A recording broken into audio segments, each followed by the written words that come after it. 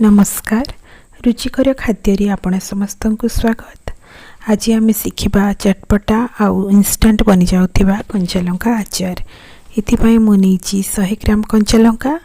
आपण जेकोसी भेराइटीर कंचा लंका नहीं पारिबे।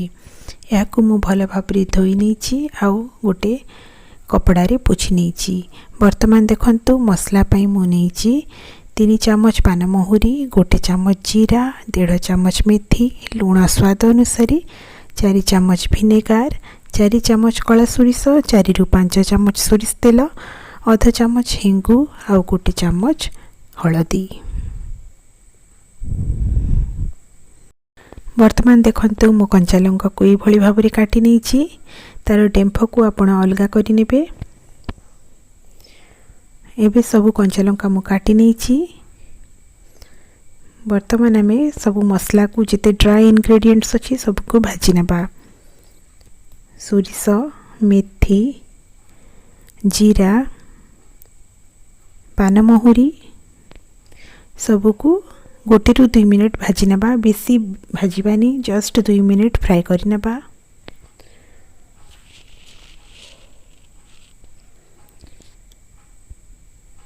देखंतु 2 मिनट ही गलानी। वर्तमान आम या गोटे प्लेट रे काढ़ी देबा आ ठंडा हेबा पई छाड़ी देबा।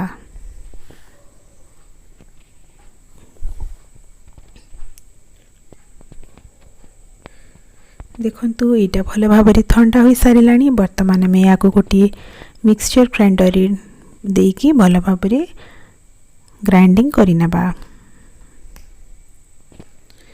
वर्तमान कंचा लंका रे लुण,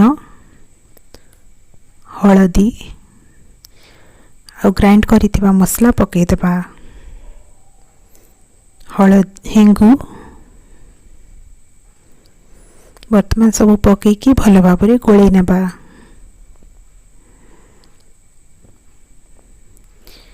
ए देखंतु मु भल भाबरे मिक्स करि नेली। वर्तमान आम एठी विनेगार पकईबा।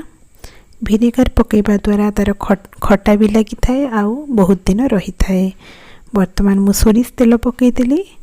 आपण चाहिए सोरिष तेल को गरम करके ठंडा करी पकई पारिबे। मु सेमिति ही पकईदेली कारण मते स्ट्रांग फ्लेवरटा भल लागे।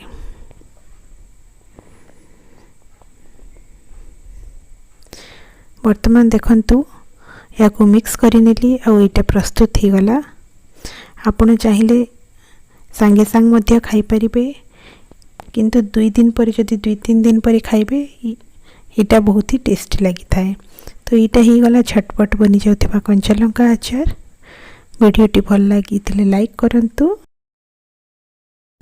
चैनल टी को सब्सक्राइब करंतु। रहुछि धन्यवाद।